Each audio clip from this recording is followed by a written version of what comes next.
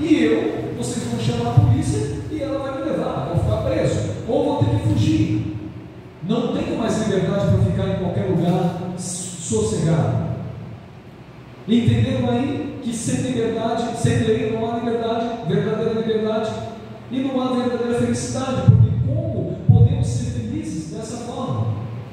Mas eles não sabiam o que eles estavam falando, e essa informação vocês têm que guardar, junto com as três circunstâncias paralelas. Deus era o dominador, eles eram poderosos, espirituais, com a natureza inclinada para fazer a vontade de Deus, e o ambiente puro, santo, harmônico, agradável, e mesmo assim, inexplicavelmente, o pecado surgiu. Pois bem, vocês conhecem a história, eles quiseram ficar ali, divididos, e aí Deus teve que expulsá-los, porque uma casa em pé de guerra, se eu e minha esposa começarmos a guerrear o tempo todo, uma hora alguém vai querer sair, porque não dá para viver um ambiente assim. E eles foram expulsos e vieram se instalar na terra, ainda sem forma e vazia. E vocês conhecem, no princípio criou Deus o céu e a terra era sem forma e vazia, havia trevas sobre a face do abismo, e o Espírito de Deus pairava por sobre as águas. Aí estão as três pessoas da divindade. No princípio, uma pessoa, que no princípio era o Verbo, e o Verbo era Deus, e o Verbo estava com Deus, ele estava no princípio com Deus, todas as coisas foram feitas por intermédio dele, e sem ele nada do que foi feito se fez, e o Verbo se fez carne e habitou entre nós. O princípio é Deus e o Espírito Santo. As três pessoas estavam ali, prontos para criar, e também os demônios. Mas eles não podiam interferir em absolutamente nada, primeiro porque, apesar deles terem poder para destruir a terra em um estalar de Deus, eles só podem fazer isso se Deus permitir. Nós vemos ali o que eles fizeram com Jó. Quão rápido sucederam todas aquelas situações degradantes na vida e na família de Jó, e depois até na saúde dele, né? Mas eles não podiam fazer nada, e Deus começou a criar. Criou o primeiro dia, aliás, não sei quem, todo mundo aqui é adventista hoje? Todo mundo? Vocês, essa mensagem vai ser um pouco mais longa, mas pouca coisa. Mas vocês me permitem trazer uma curiosidade aqui bem legal? Olha que interessante. Quando Deus criou, a Bíblia diz que Ele criou o mundo em quantos dias? 6 dias. Mas a Bíblia também diz que Ele terminou a sua obra em quantos dias? Em 7. O mundo Ele criou em 6. Quando Ele cria o primeiro dia, Ele cria o primeiro, o segundo e o terceiro dia são paralelos ao primeiro com o quarto, segundo com o quinto, terceiro com o sexto, são paralelos, ok? Porque nesses 3 primeiros dias Ele cria espaços, e nos 3 últimos Ele preenche os espaços. Quer ver? No primeiro dia Ele fez separação da luz com as trevas, criou um dia de 24 horas, a parte escura e a parte clara, certo? No quarto dia, o dia paralelo, Ele cria os astros, o sol, a lua e as estrelas, para preencher o espaço que Ele criou no primeiro dia, o espaço do dia, o espaço da noite.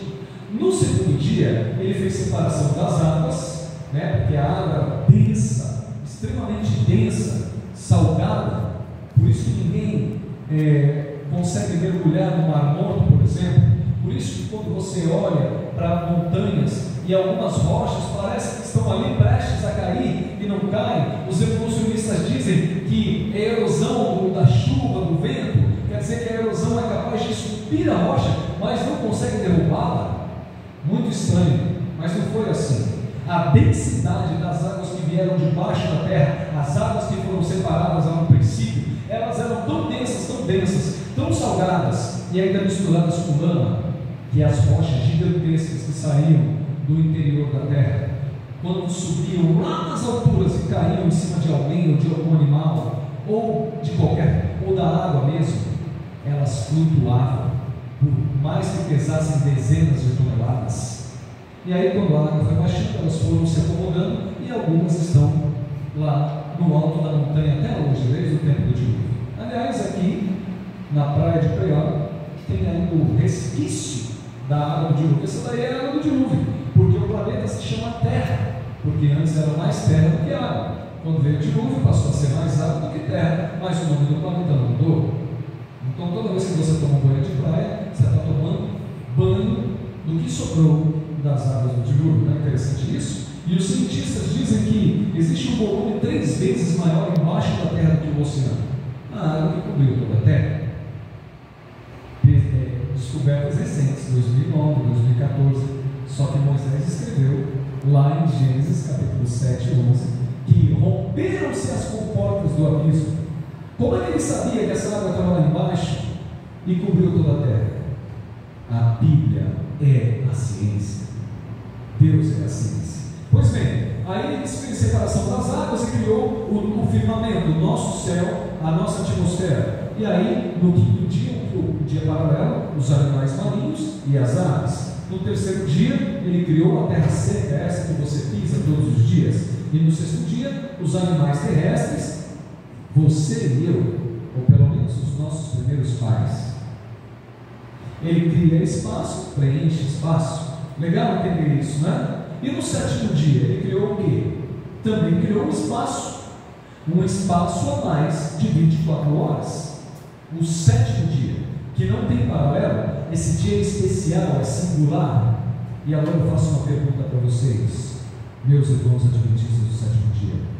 Ele criou um espaço e ele preencheu com o quê? Com o que foi que ele preencheu no sétimo dia? Com o quê? Amor de Deus? Com o homem?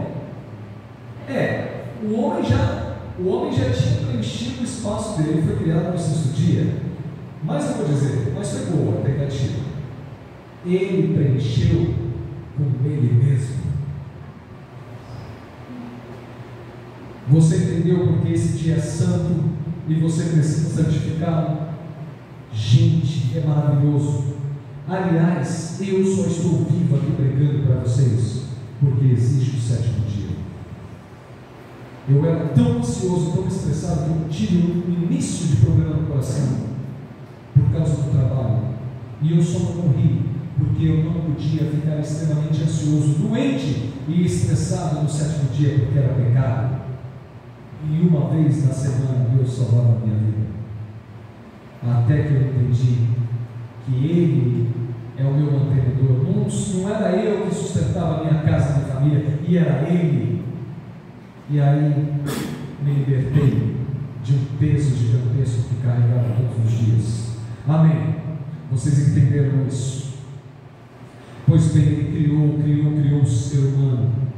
E quando Ele cria o ser humano, Ele está num ambiente perfeito, com tudo do bom e do melhor. E Deus fala: olha, milhares de árvores frutíferas, deliciosas e cheirosas, vocês podem comer livremente de todas elas, só de uma, filhos, que é a árvore do conhecimento do bem e do mal vocês não devem comer. Por quê, filhos? Na minha lei, a sentença para o pecado é morte, e por isso eu digo: não comam, porque eu amo tanto vocês e não quero destruir. A mesma coisa ele tinha falado para Lúcifer: filho, o salário do pecado é a morte. Falou para os outros anjos caídos: eu amo tanto vocês, eu criei vocês para poder amar vocês e receber o amor de vocês, isso lá no céu ainda. Filhos, vocês não entendem que isso está criando divisão aqui no céu? Percebam que eu fiz tudo para vocês serem felizes.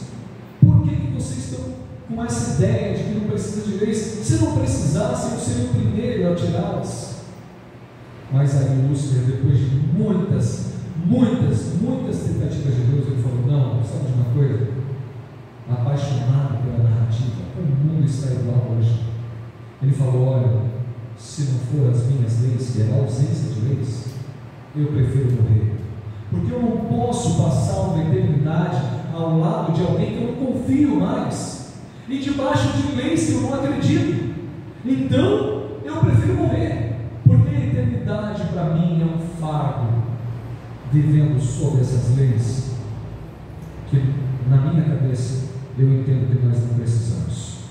Aí Deus, depois de muitas tentativas, falou: tá bom, filho, já que é assim, eu vou te dar um tempo para você provar que você está certo. Deus não destruiu Lúcifer e os milhões ou bilhões de anjos que se rebelaram, porque Deus é amor e justiça. Por amor a eles mesmos e por amor aos outros, que até então não tinha visto uma controvérsia, Deus preferiu dar um tempo para os rebeldes, para que eles pudessem provar quem estava certo.